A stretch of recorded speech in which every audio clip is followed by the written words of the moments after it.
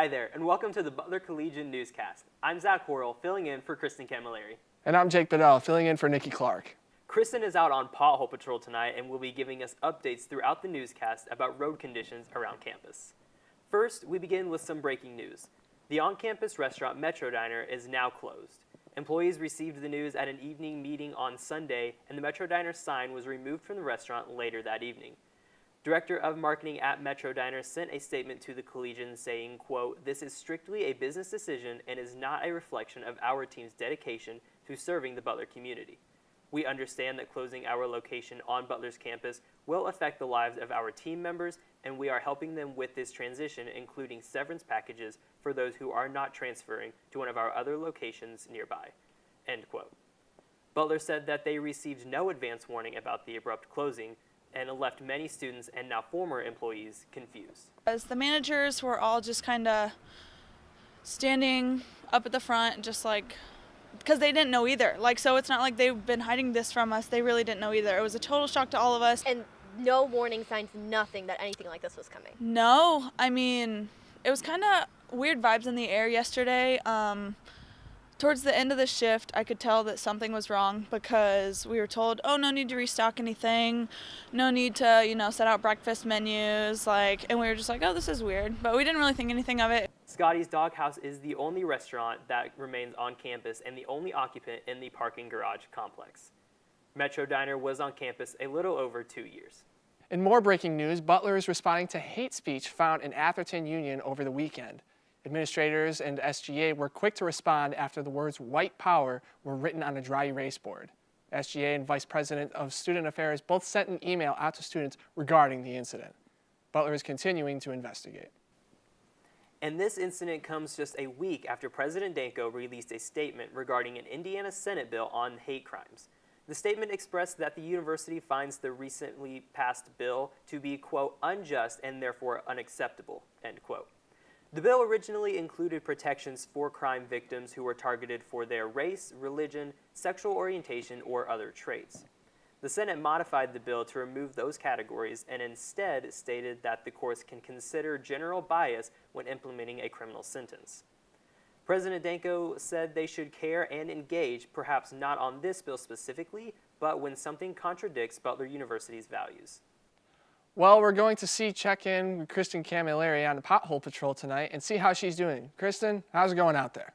Hi everyone, Kristin Camiliere from the Butler Collegian, and I am on Pothole Patrol tonight, going to be taking you around some of the roughest patches of road leading to and from campus.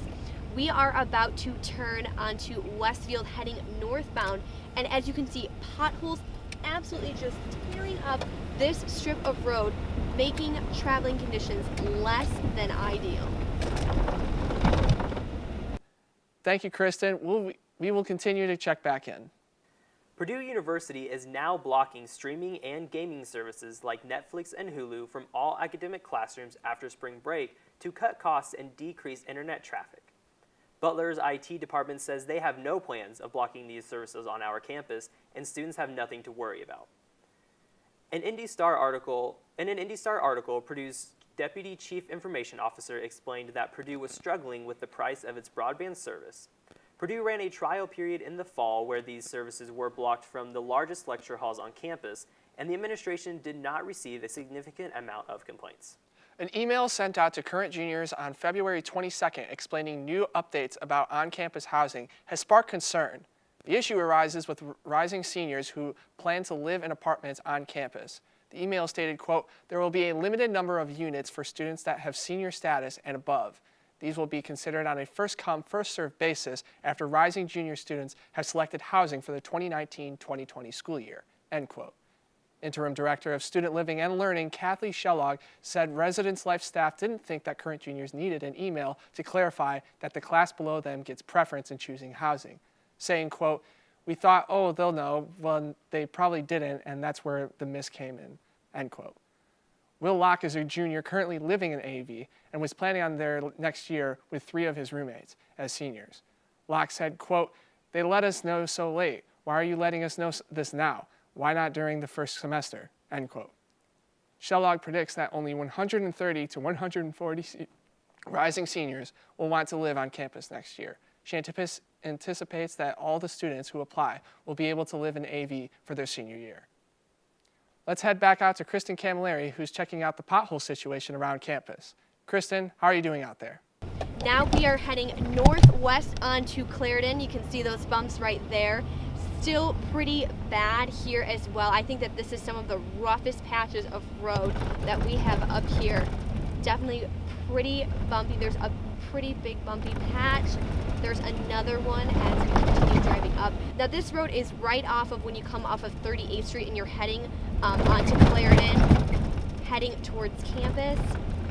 I'm sure you're able to hear that from inside the studio. It's so loud. Thank you, Kristin. We will check back with you in a little bit. And now Jack Jankowski is here with a look at sports. Thanks, Jake. From the hardwood of Hinkle to the turf field by Ilott, there was a lot of action coming from our Bulldogs this week. Let's get you caught up with all things Butler sports, starting with men's basketball.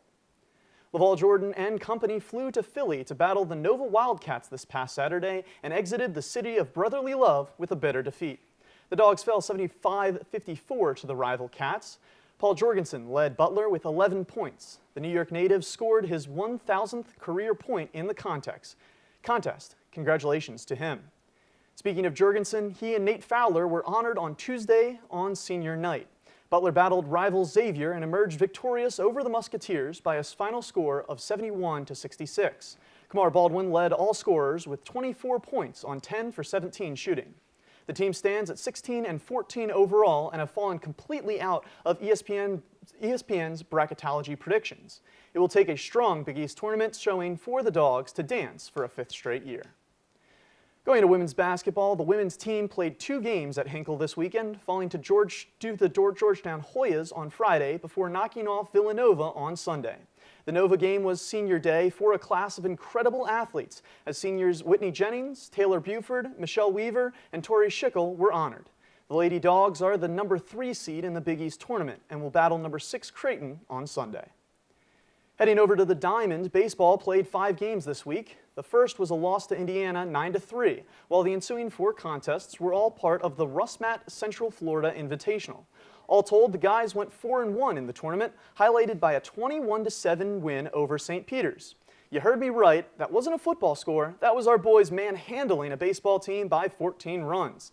Leading the barrage was right fielder Harrison Freed, who was 4 for 5 with 7 RBIs in the onslaught. Making the long walk over to the turf field we go as we check in on women's lacrosse. The girls earned an impressive 10-8 win over St. Bonaventure on Friday. Sophomore Karina Latsko decided a hat trick wasn't enough, notching 4 goals on the afternoon. Lacrosse sits at 2-3 on the young season. And we end tonight's segment with a trip to the tennis bubble. The men's team had one matchup this past weekend, battling Cardinal Stritch and emerging victorious 7-0. For the women's, a bit more activity, as they held 4 battles in 3 days, with the results split at 2 wins, 2 losses. Well, that's all for sports this week. Guys? Jack, thanks so much, and we're going to get one last road condition update from Kristin Camiliere, who has been monitoring the pothole situation around campus. Kristin, how's your car holding up? Well, I'm happy to report that we have not lost a tire yet. We are heading eastbound onto 42nd Street, passing CTS, and we are coming up to, yet again, another rough patch of road that many students hit, while traveling to and from campus. Ouch. Thank you, Kristin. Well, guys, we're almost on spring break. This is our last little bit of newscast until spring break, and when the guys took over the newscast, I think it went pretty well. What do you guys think? I thought we filled in the chairs pretty nicely. Yeah. I thought we did all right. I mean, who can do it better than Zach, Jake, and Jack? Well, that's all we have for this week's episode of the Butler Collegian Newscast. To stay up to date with all things news on Butler's campus, visit us at thebutlercollegian.com or on Twitter at Butler Collegian. I'm Zach Horrall. I'm Jake Bedell. And I'm Jack Jankowski. Have a great spring break, dogs.